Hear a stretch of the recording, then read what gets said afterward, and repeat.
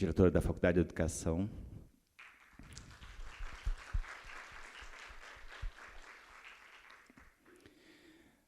O professor Flávio Cardial, diretor de pós-graduação do Cefet-MG.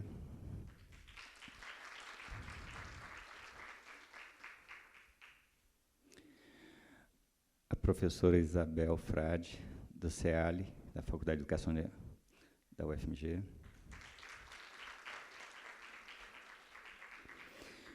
O professor Pablo, como representante da UENG, da extensão, coordenador de extensão da UENG, e também um dos organizadores desse evento, e o professor Chico Marinho, que é também da Faculdade de Belas Artes e também organizador do evento.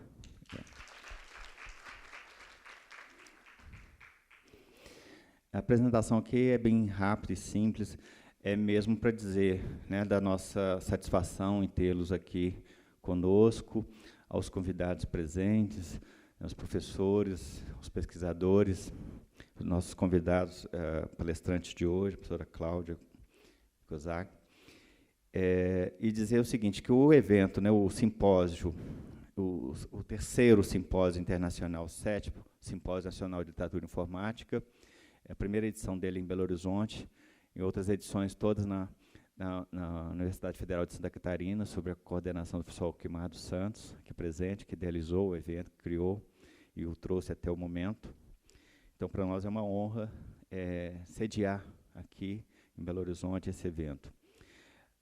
O evento ele tem uma caracterização bem abrangente, considerando que nós temos uma oficina, assim, nós temos uma oficina que, na verdade, é uma oficina de criação com artistas convidados. O professor Pablo, o professor Chico Marinho deve falar sobre isso rapidamente também. Nós teremos uma parte teórica que praticamente vai acontecer durante essa semana, com várias mesas, sobre o tema do livro, né, o livro do analógico ao digital, que é o tema do evento, e também com coordenação de GTs, são vários GTs, e depois, durante o fim das oficinas, sempre no final do dia, nós temos o que nós chamamos de seminário de produção e crítica, onde teremos também falas das pessoas que participam da oficina e que trabalham no campo da criação e da crítica. O GT ele tem uma perspectiva, o evento ele tem uma perspectiva sempre do interdisciplinar, ou seja, sempre foi uma característica do simpósio de literatura informática ter essa perspectiva interdisciplinar, que já está no nome, né, literatura e informática. Então, é basicamente isso. Eu gostaria de agradecer a todos. Vocês terão condição de acompanhar, né, as várias modalidades do suporte do livro, as várias questões que suscitam, não só no ponto de vista da educação, mas também da criação e da articulação. Eu gostaria, então, dada essa apresentação geral, passar aqui a palavra, então, à professora Juliana, para fazer a saudação a vocês. Bom dia a todos e todas. É um grande prazer estar aqui acolhendo na Faculdade de Educação essa iniciativa, esse trabalho. Eu tive agora a exposição pelos participantes e fico muito feliz de ver essa parceria, essa rede, tanto aqui em Belo Horizonte, Minas Gerais, mas no Brasil e fora do Brasil, né? Nós temos pessoas de outros países. Então, acho que isso é um grande mérito, uma grande oportunidade. Essa é uma área muito querida minha, pessoalmente, porque eu sou da área das tecnologias, da informática na educação, mas, infelizmente, hoje, na gestão, é meio difícil conseguir participar das coisas. Quer dizer, nós temos momentos super ricos acontecendo na faculdade, mas, no papel de gestora hoje, é muito difícil ter a disponibilidade para participar. Eu desejo a todos um excelente trabalho, sejam bem-vindos e estamos aqui abertos para outras iniciativas como essa. Muito obrigada.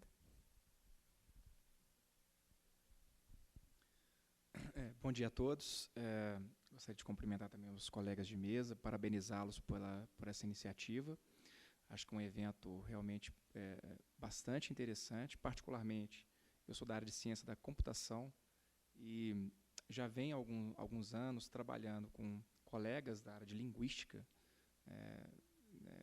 em análise do discurso midiático, né, tentando aplicar um pouco das coisas com as quais eu trabalho, que são relacionadas a processamento de imagens nesse universo, e aprendi bastante com esse grupo, com esses colegas dessa área no Cefet-MG.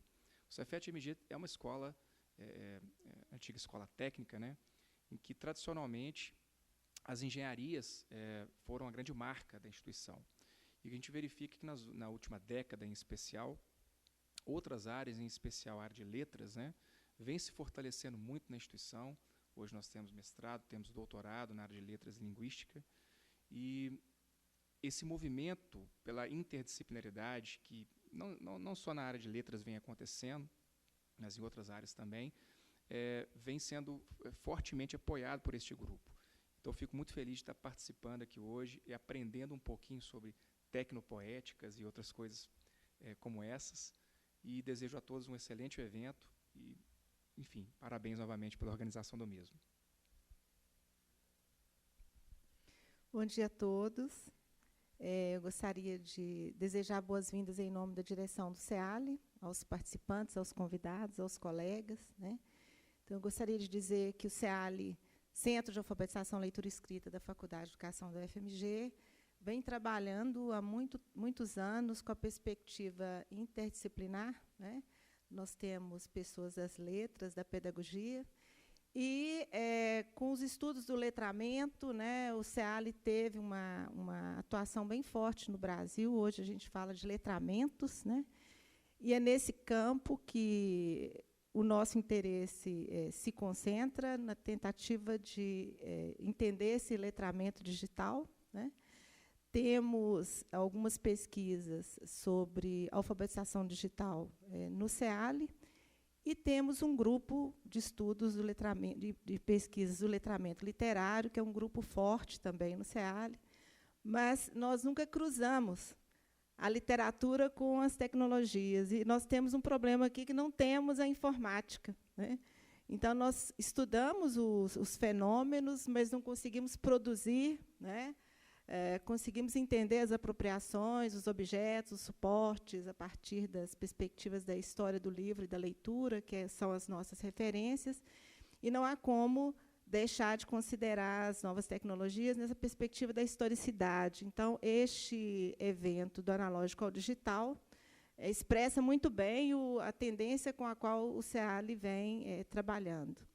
Então, espero, né, que além da participação na organização, que foi bem rica, né, para a gente interagir com o Cefet, o ENG, Belas Artes, né, e inclusive com muita responsabilidade a partir do excelente trabalho do Alquimar de fazer direito, né, para casa. Então, a gente deseja que o trabalho seja excelente e muito produtivo essa semana. Professor Pablo.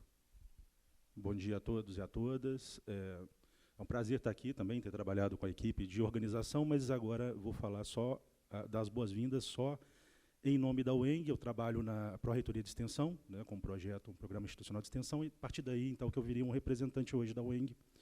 Enfim, então, boas-vindas a todos. Como organizador, co-organizador, junto com os professores, gostaria de agradecer, primeiro, ao professor Alquimar, né, pela confiança de passar a tocha para a gente aqui, para trazer para Belo Horizonte, enfim, deixar a gente se divertir um pouquinho, né, com essa história de organizar o evento. Também gostaria de agradecer, no lugar de organização, ao pessoal que nos deu apoio também, né, esteja trabalhando com a gente em co-organização também, né, mas os estudantes, mestrandos, doutorandos, graduandos, bolsistas, enfim, que inclusive aqui vão dar o suporte, né, e também ser coautores em algumas atividades, Chico vai falar um pouco, como no workshop. Então, a gente os considera todos coautores nesse sentido. Então, eu gostaria de agradecer e, enfim, estou à disposição, né, imagino todos da organização, para dúvidas, problemas, questões, e essa conversa e acertos da programação. Um aviso, provavelmente vai sair uma errata lá no credenciamento da programação, porque ela não saiu ainda, então, assim que ela sair, é bom dar uma passada lá sempre para ver, para se acertarem com os horários. Obrigado. Bom dia para todo mundo, sou Chico Marim, da Escola de Belas Artes, e eu sou o desorganizador do evento. Eu estou coordenando as oficinas, né, e o papel da oficina é exatamente fazer isso, desorganizar aquilo que já está em estatuto que está em algum lugar, né? Tentar romper as fronteiras aí do que a gente entende por literatura, por arte digital, né? Então, eu sou uma espécie de saci que fica num redemoinho aí, né, embolando as coisas todas. Essa oficina, quer dizer, pegando emprestado até um termo um orientando meu de doutorado, que está ali, o Marcos, né, eu acho que alquimista digital talvez fosse uma palavra interessante para esse tipo de profissional que começa a mexer com, integrar todas as partes do conhecimento.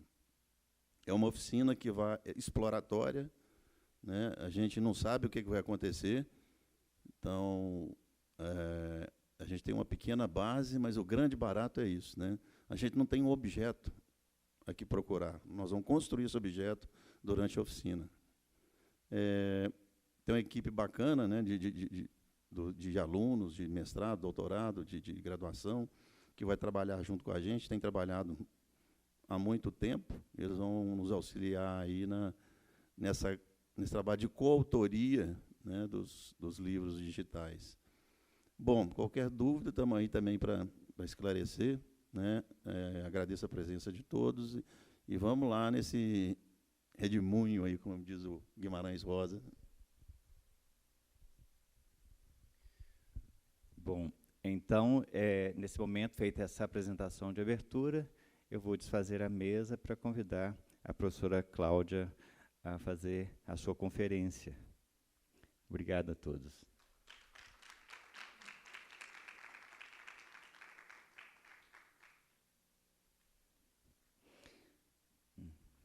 Bom, convido então a professora Cláudia, que vai falar, a professora Cláudia da Universidade de Buenos Aires, sim, por favor. Sim, vamos. Ela é uma professora que tem trabalhado muito com as tecnopoéticas. Ela, né, na universidade, eu fiz uma apresentação ali, mas eu acabei perdendo o seu texto. Então, eu gostaria que você, de repente, falasse um pouquinho assim, do seu trabalho, se puder. Tá? Obrigado.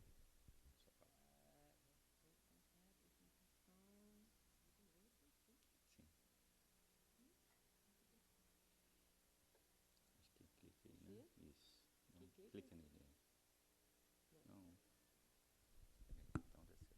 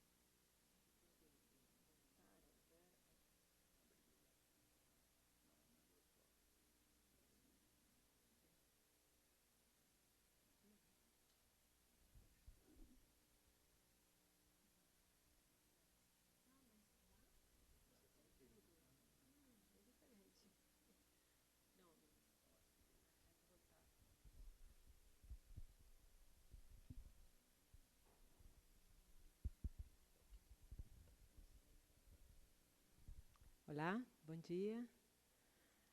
Muito obrigada.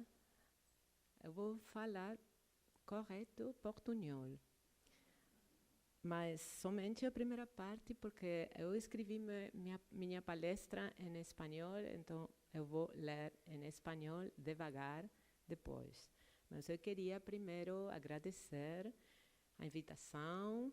E é uma grande honra para mim que me han conferido essas instituições organizadoras deste simpósio e, em particular, a comissão organizadora do evento, que ha pensado em mim como dissertante para essa conferência de abertura, neste evento que eu acho que augura um muito interessante trabalho em torno dos cruzes entre literatura e informática. Agradeço a possibilidade de ser parte desse espaço de intercâmbio de ideias, investigações e projetos pesquisas, sim? E projetos como esse que tem uma tradição nacional no Brasil e vai cobrando também projeção internacional, já que eu acho que se constitui uma ponta de lança, se diz assim, ponta de lança em Latinoamérica para um trabalho de reflexão e criação em torno das transformações contemporâneas das artes, em particular a literatura, em contextos digitais locais, não globais, mas locais. Eu queria fazer um comentário preliminar enquanto a isso, porque antes de começar as reflexões que eu gostaria de compartilhar com vocês sobre esses temas, eu quero fazer um breve comentário e invitação também. Há poucos meses, junto com 2 colegas de Chile, nós temos lançado uma convocatória para a criação de uma rede latino-americana de literatura eletrônica. O nome que nós hemos posto para essa rede é LALITEL.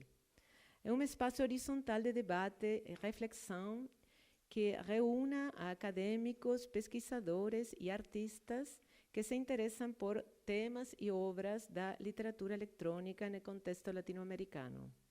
Alguns dos objetivos dessa rede são conectar as investigações e obras literárias que se estão desenvolvendo no âmbito da literatura eletrônica na América Latina, gerar um mapa de pesquisas e obras produzidas no campo da literatura eletrônica que facilite seu acesso a pesquisadores, artistas e público em geral. Coordenar os distintos atores envolvidos na produção e estudo da literatura eletrônica na região. E, finalmente, estabelecer análises críticos e debates que permitam compreender as implicações sociais, econômicas, políticas e culturais da produção, circulação e consumo da literatura eletrônica em contextos latino-americanos. Por isso que eu queria invitar vocês a unir-se a essa rede, que está em formação, tudo está por ser, mas a ideia é começar com umas primeiras atividades constituindo um fórum de debate online. Eu acho que muitas das repercussões desse evento hoje podem ver-se refletidas no debate desse fórum.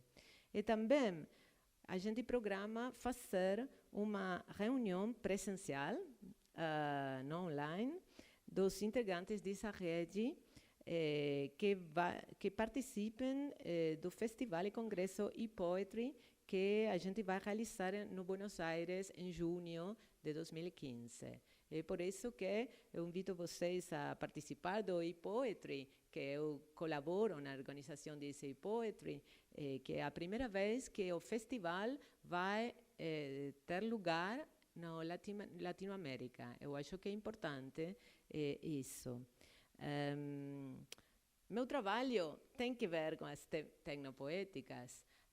Eu sou formada nas letras, mas também eu dou aula, eu imparto aula de uma assinatura na licença de comunicação, que é algo assim como o nome é Seminário de Informática e Sociedade, mas não é Informática e Sociedade realmente, é uma filosofia da técnica, é uma relação entre arte, técnica, tecnologia e comunicação.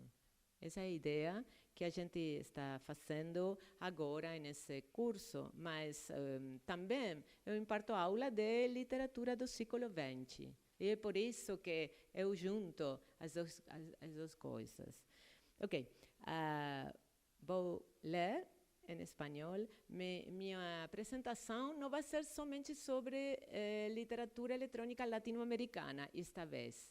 mas é porque eu acho que eu queria pensar, sobretudo, a partir do tema central desse simpósio, o livro do analógico a digital. Eu comecei a pensar coisas e, finalmente, os exemplos não serão somente latino-americanos, mas tem agora início de uma reflexão que eu acho interessante na Argentina sobre esse tema, sobre o tema de literatura eletrônica. Não tem demasiado feito na Argentina. Tem artistas, a gente teve primeiro artista digital, que ele fez poema digital, uma série de poemas digitais, ou proto-digitais, nos anos 60. Seu nome era Omar Gancedo. E ele era antropólogo jovem nessa época, que fez uma série de poemas chamados IBM. Ele fez esses poemas com cartões perfurados. Em outra oportunidade eu posso falar disso, mas eu acho que início da literatura digital na Argentina e ainda na América Latina, porque compartilha momento com os poemas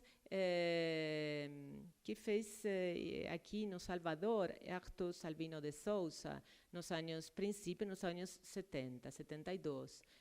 Mas ele vinha fazendo muita coisa antes.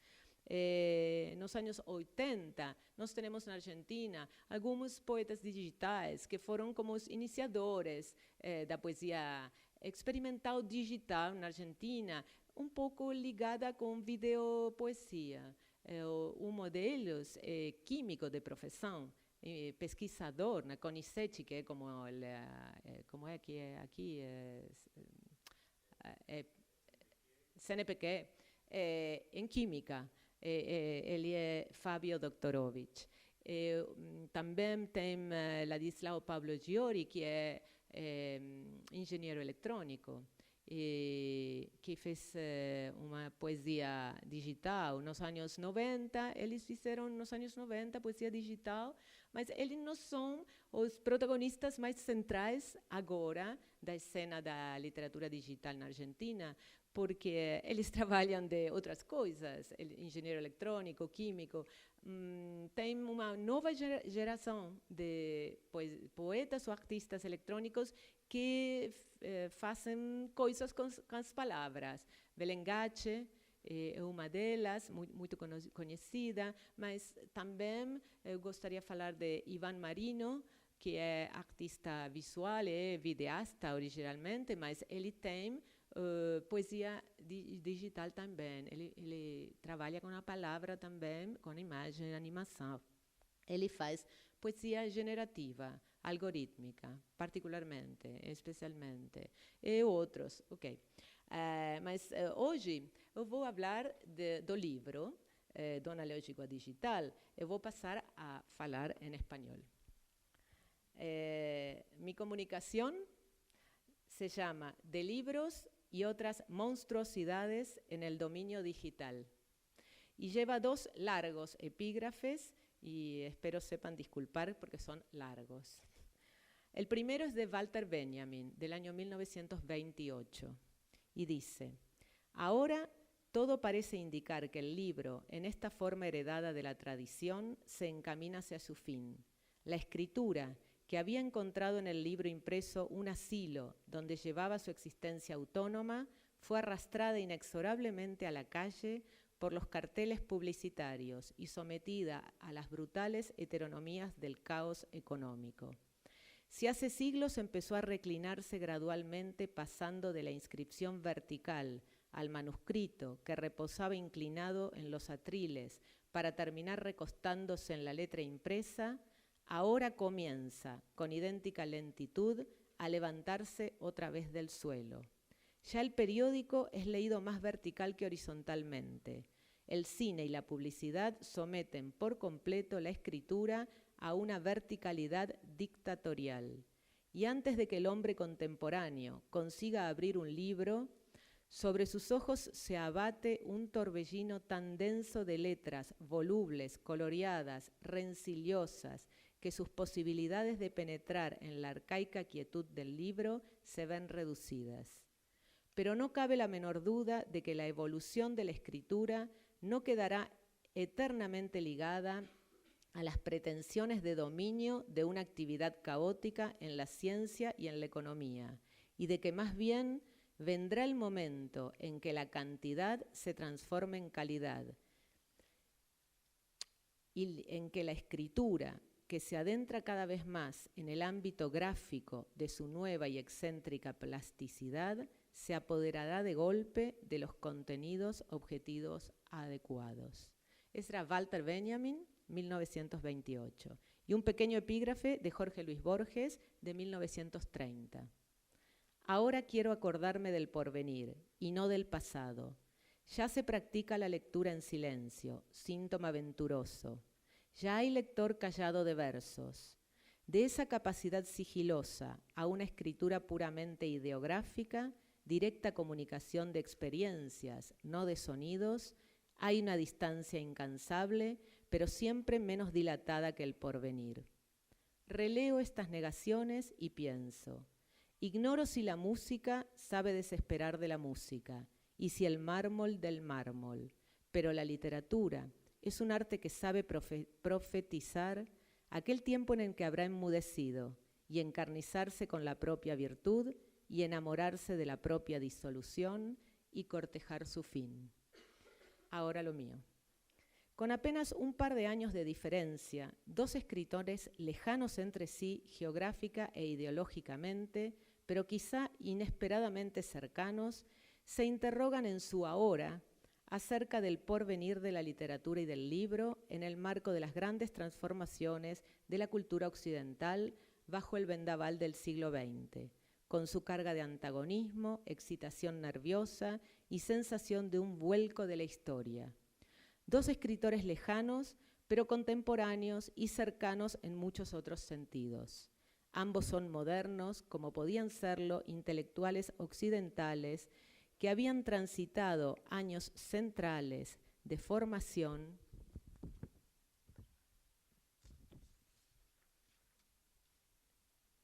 o de juventud en la Europa de la Gran Guerra, más precisamente en Suiza, lo que a la vez les pudo permitir cierta distancia de lo urgente que pocos años después, en el contexto de otra guerra, al menos para uno de ellos ya no sería posible. Ambos se interesaron por el cine, por los libros y las bibliotecas, por las traducciones y por la cábala, que trataron de comprender, aunque no en simultáneo, a través de Gershom Scholem, amigo de Benjamin y a quien Borges leyó, consultó y citó en su poema El Golem.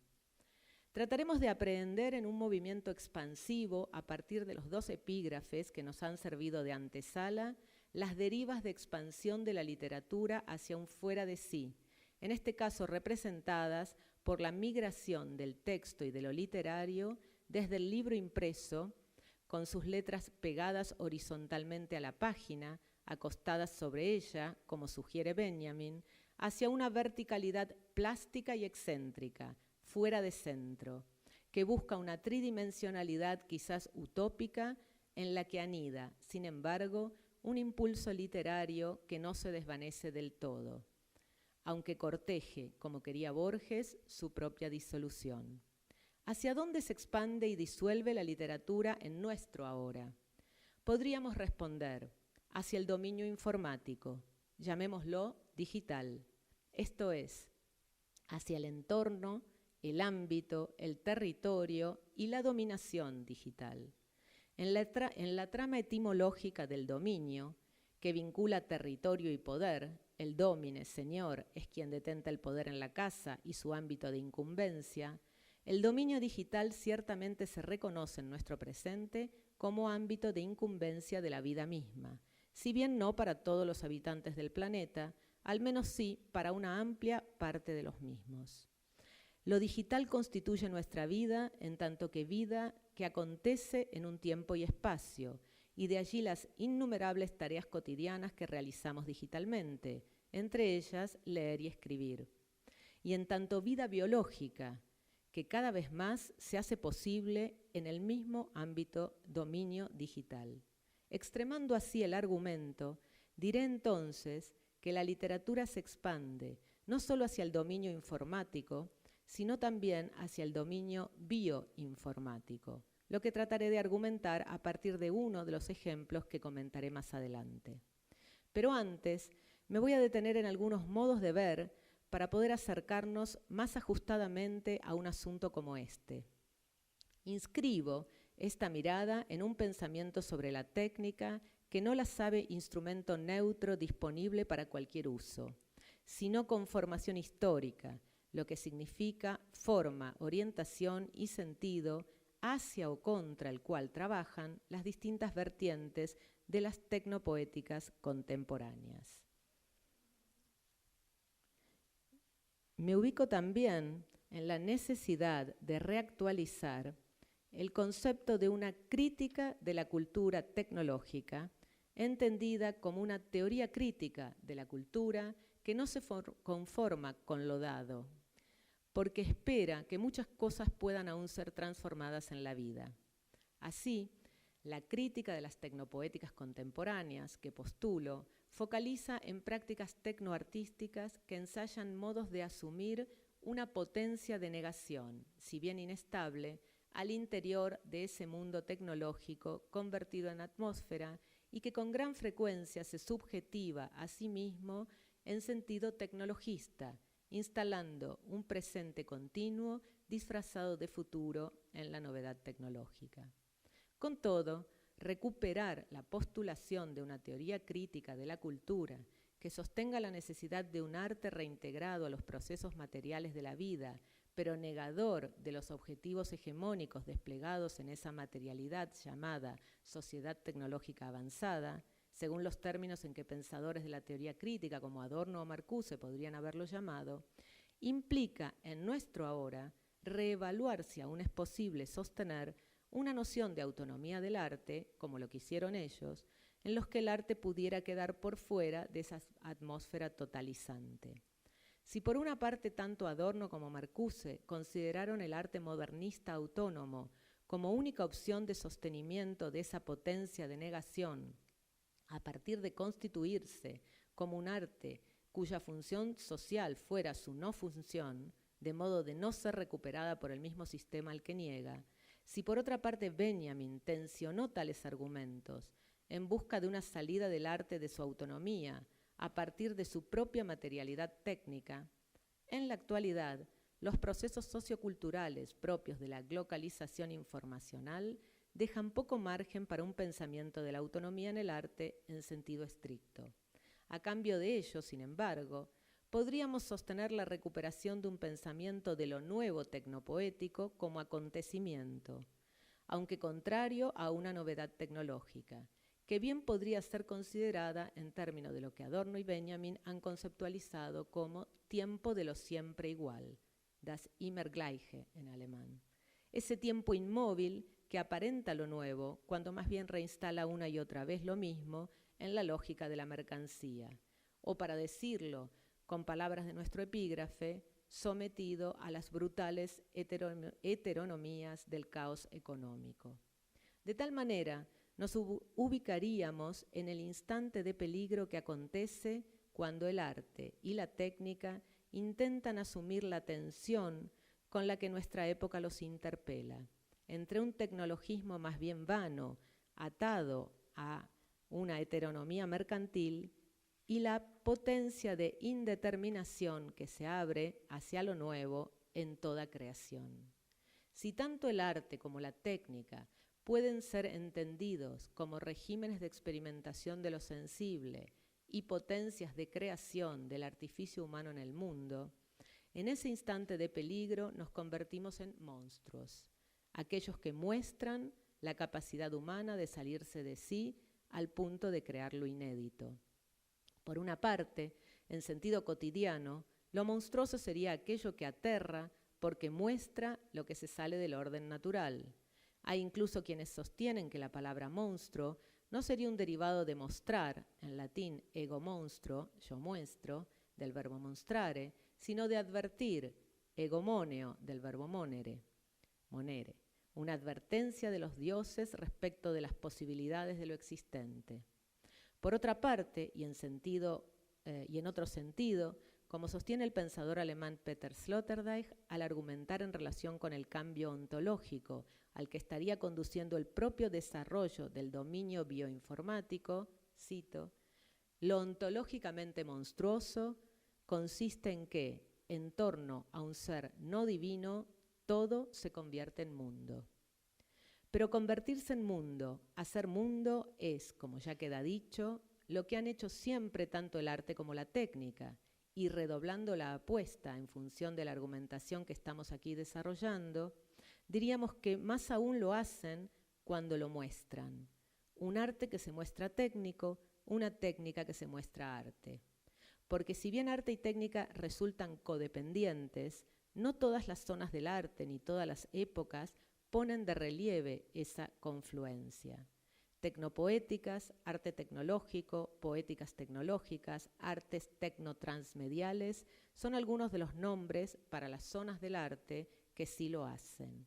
Y la literatura de la que nos ocupamos aquí, cuando en su confluencia con la informática se sale fuera de sí, se desclasifica monstruosamente y es parte de ese movimiento.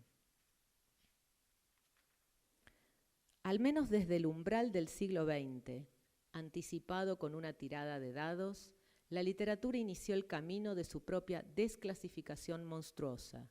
Por una parte, porque la conformación técnica de época expandió los bordes de lo literario, los hizo porosos. En tanto los medios técnicos permitieron imaginar nuevos soportes para la palabra artística, las palabras se filtraron fuera de esos poros y comenzaron a levantarse de su suelo.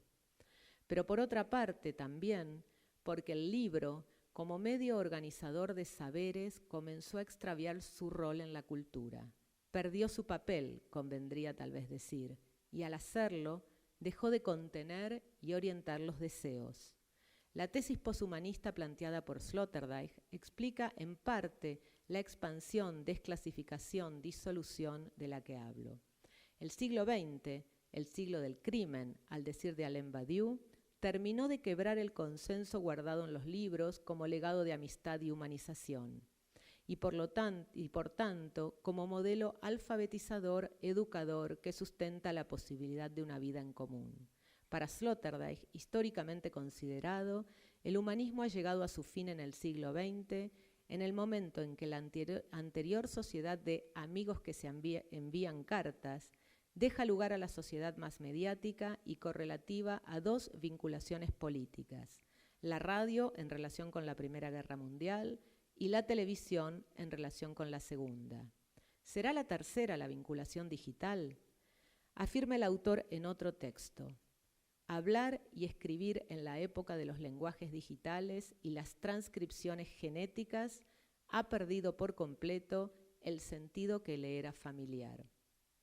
Sacada de contexto, la frase podría implicar una letanía nostálgica. Sin embargo, la tesis central del autor sería que el propio desarrollo de la alianza entre biología e informática, alianza que Wilhelm Flusser había visto con claridad a fines de la década del 80 del siglo XX, ha producido una plataforma de lanzamiento inmejorable hacia un abismo de nueva indeterminación colaborativa, en la que la lógica aristotélica del tercero excluido deja de tener sentido, existiendo ahora nuevas entidades múltiples que no se dejan reducir a verdad o falsedad, afirmaciones negadas y negaciones afirmadas.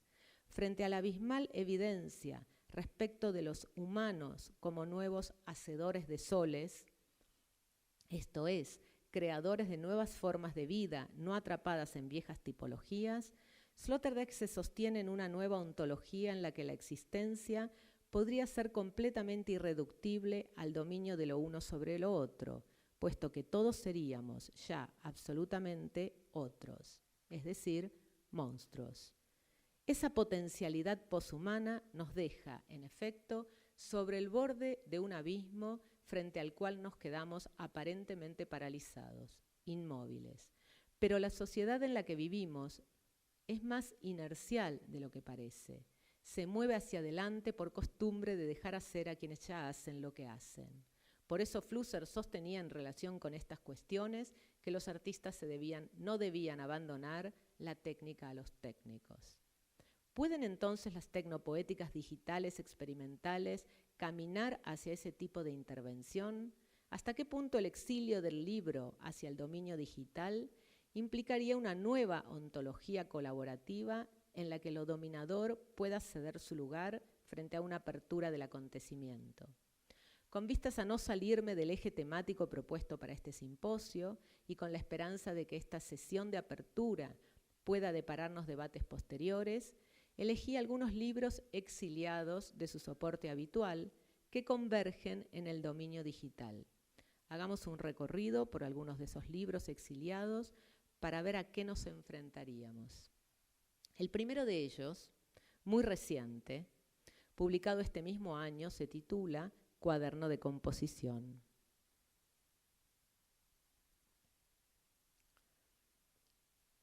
Y se nos presenta en un doble formato. Uno nos lo muestra impreso en papel, encuadernado con tapas blandas y con el agregado de un lápiz, que está por aquí,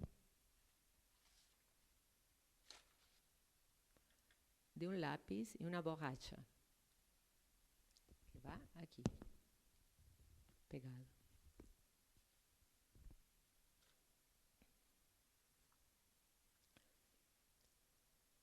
El poeta chileno Martín Gubins lo ha publicado y, sin embargo, no lo ha escrito, ya que el contenido del libro solo exhibe una serie de líneas negras sobre las páginas blancas, agrupadas al comienzo en líneas regularmente dispuestas, a modo de renglones,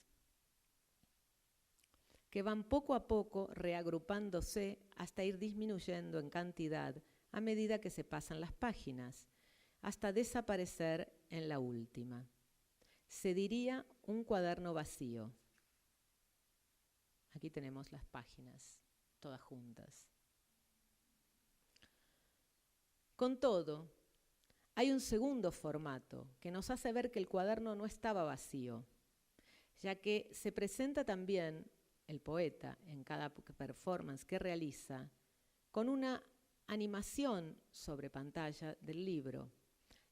Y en esa animación las páginas van pasando cinemáticamente y a medida que pasan son leídas por el poeta, quien utilizando equipos electrónicos modula aleatoriamente una lectura imaginaria hecha de sonidos.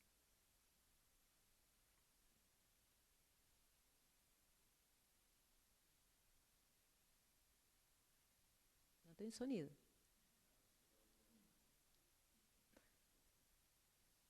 ¿Qué pasó con som?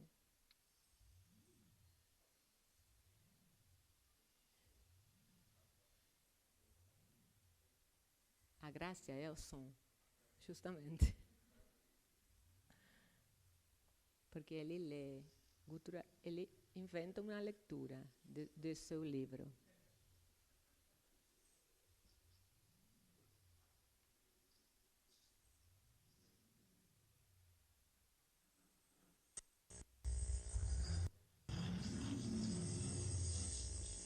Okay.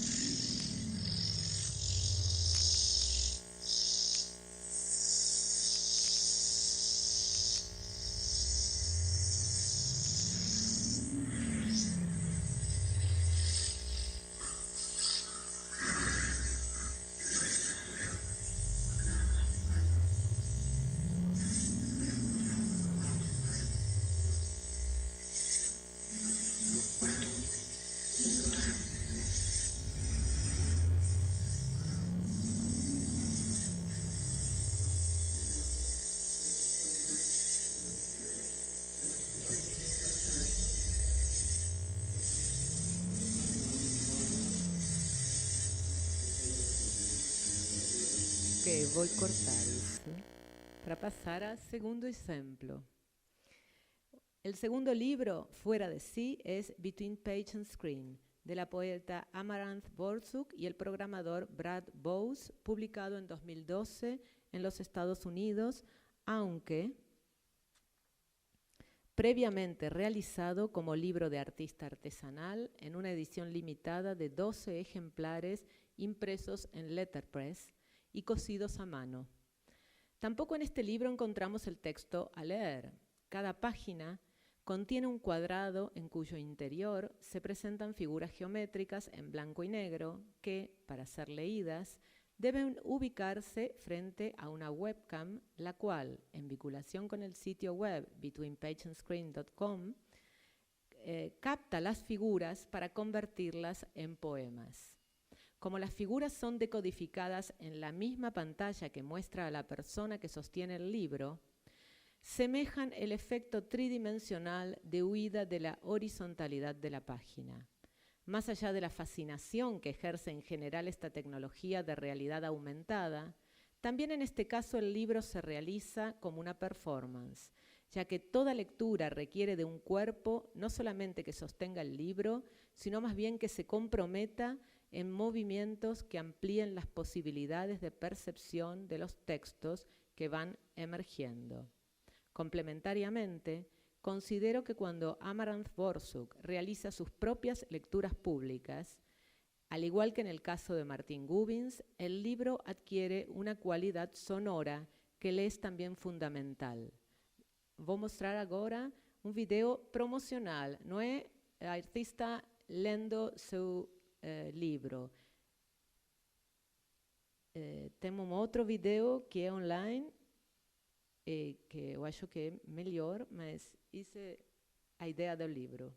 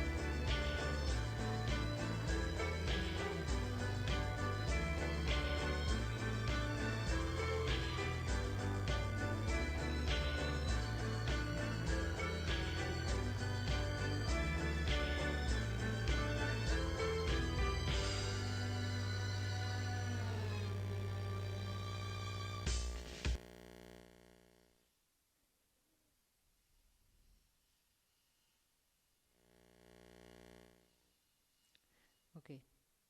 Aqui tem um exemplo. Você pode entrar no site, imprimir uma amostra para pôr junto à webcam, frente à webcam, e começa. Muito conhecido esse exemplo de Amaranth.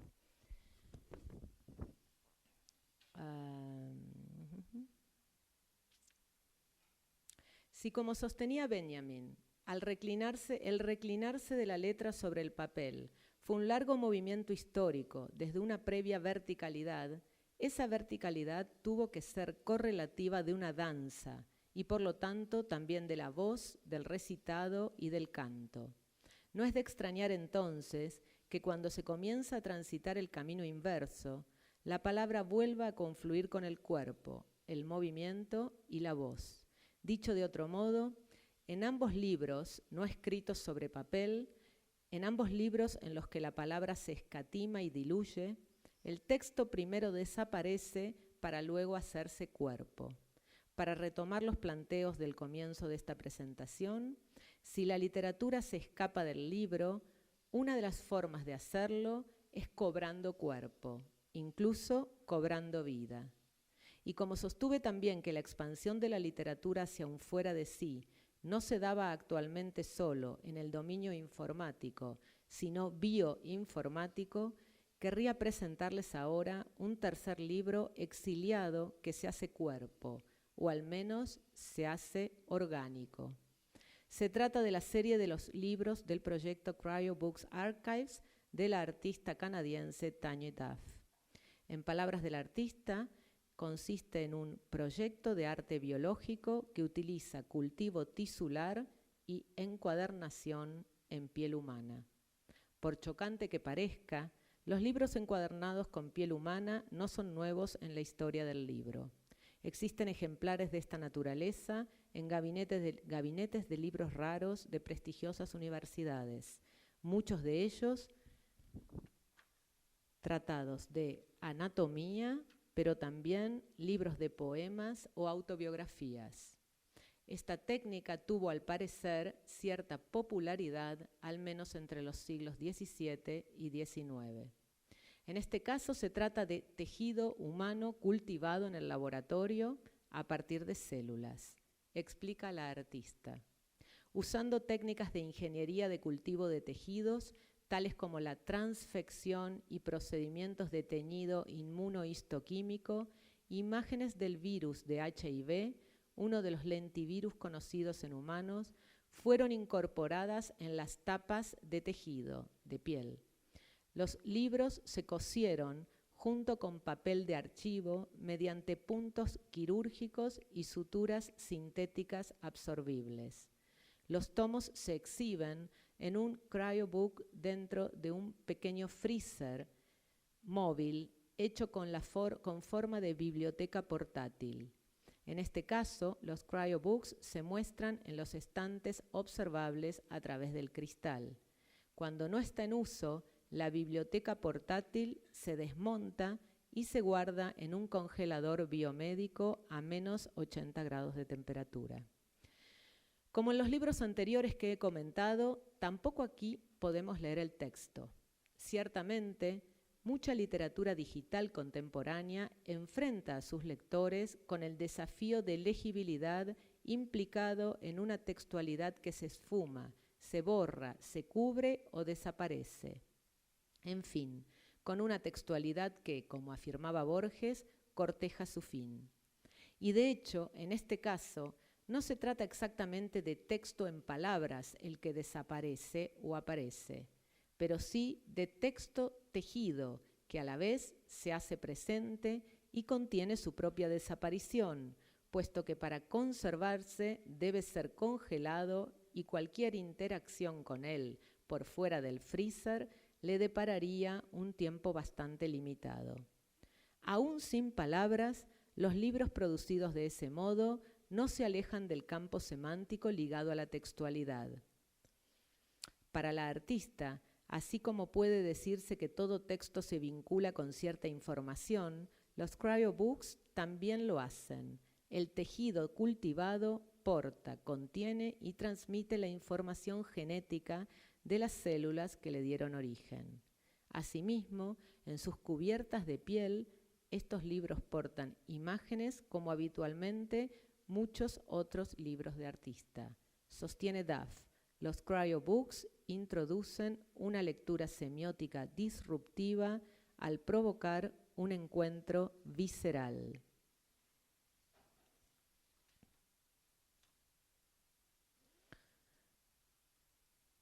Esto es un poco más chocante. Al no verse en blanco y negro, se ve claramente la piel y la grasa.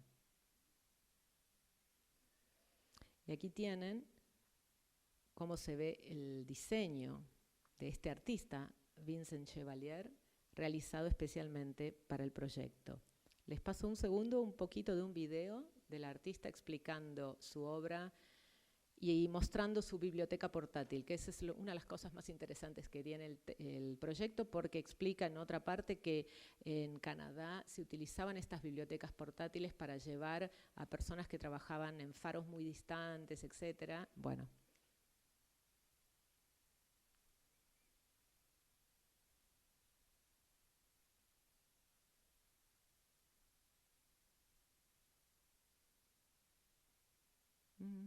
sonido? Está en sonido. Books that I've made out of human tissue and animal tissue and also plant-based tissue. Here we can see the meatier looking parts. This one here is human tissue. It's ex-plant skin that was donated to the project from a patient undergoing cosmetic surgery. And it's been bound into a book with archival paper and also pigskin at the back. And the book's been bound with surgical stitches. So this really brings together biotechnology and biomedical practices with the craft of bookmaking. We often overlook the fact that information is created from physical bodies. We're so concerned about the digital information age right now that we forget that often biotechnology, for example, uses cells, human cell culture, tissue culture, blood, to give us information. Ok.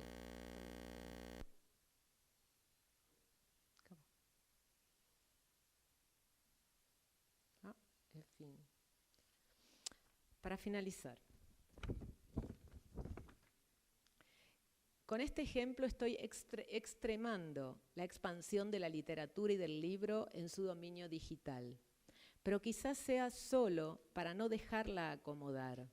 En principio, la literatura digital, en sentido estricto, sería literatura programada, ejecutable, a partir de una programación informática. Se diría en tal sentido que la más interesante es la que no naturaliza ese procedimiento. Pero estos desbordes nos permiten también desbordar, extremar los argumentos. Aquí un impulso literario que se cuestiona acerca de los modos de significar contexto se expande y desborda en procesos digitales que rozan la producción de lo viviente mismo y que al hacerlo quizá ponen en cuestión o en evidencia una mutación ontológica que se abisma sobre nuestro borde presente sin que sepamos demasiado bien qué podría significar lo vivo, lo viviente, en un tiempo futuro cercano. De este modo, si le damos algún crédito a las elucubraciones de Sloterdijk respecto de su caracterización del humanismo como sociedad de amigos que se envían cartas, quizá podríamos continuar su argumento en relación con el tipo de textualidad que pudiera hacerse cargo del cambio, mutación ontológica que presupondría la alianza entre biología e informática, que se evidencia habitualmente en los desarrollos hegemónicos de la tecnociencia contemporánea. En el libro de Amarant Borsuk, los textos que emergen de la horizontalidad de las páginas son de hecho cartas que se envían entre sí dos personajes, la página y la pantalla, page and screen. Cartas ríspidas, pero también amorosas, cartas tensionadas en un mundo ya con menos cartas y con más textos tejidos generativos, puestos a proliferar nuevas formas de lo viviente. Inoculaciones de código binario que paradójicamente parecieran abrirse en generación de múltiples. Afecciones monstruosas que esperan ser leídas como nuevo libro de la vida y atraviesan buena parte de las significaciones centrales de nuestra época. Plantearía para finalizar un par de objeciones necesarias. ¿No sería entonces esto una forma de convalidar la reproducción de lo dado? ¿Es necesaria una literatura digital poshumana? A cada una de estas dos preguntas responderé que sí y que no en relación inversa. Una literatura informática o incluso bioinformática sí convalida la reproducción de lo dado cuando se postula a sí misma como un fácil viaje con la corriente. En tal caso, se convierte en uno más de los insumos tecnologistas al uso del mercado y de ese modo, para mí, como literatura digital poshumana, no sería necesaria. Pero por otro lado, esa literatura digital poshumana sí puede ser necesaria en tanto permita discutir biopolíticas, imaginarios de lo viviente cristalizados en dominios, en tanto a pesar del programa que el dominio digital necesariamente implica, nos dé la posibilidad de enfrentar nuestra monstruosa existencia algo menos programada y más indeterminada, lo que sería más y mejor imaginada. Muchas gracias.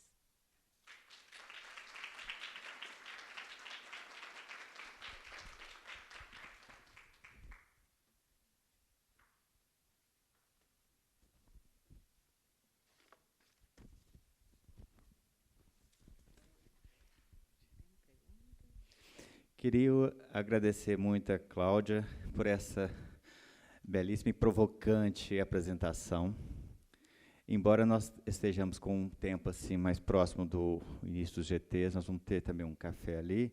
Eu gostaria de saber se, né, dadas as questões que ela trouxe, especialmente, né, com as tantas variações do livro, com tanta novidade que a arte e a tecnologia têm colocado em função do livro, se alguém quiser fazer alguma colocação, a gente faria brevemente algumas colocações para depois partir para o restante da realização do evento. Se alguém quiser, eu peço para se apresentar aqui e passo-lhe a palavra.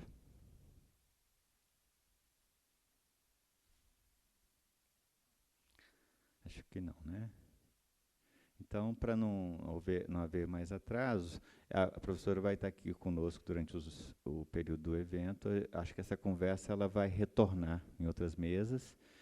E agradeço, então, a professora mais uma vez. E, então, vamos ao lanche. Nós vamos servir um lanche ali próximo à Secretaria do SEALI. E assim começam as atividades, tanto dos GTs de hoje, quanto as atividades relativas aos workshops de criação digital com o Chico. Aí o Chico, você vai convocar o pessoal para algum espaço específico? Quer falar aqui, Chico? Ou não? Não. Laboratório de Informática. Tá? Obrigado, então, a todos.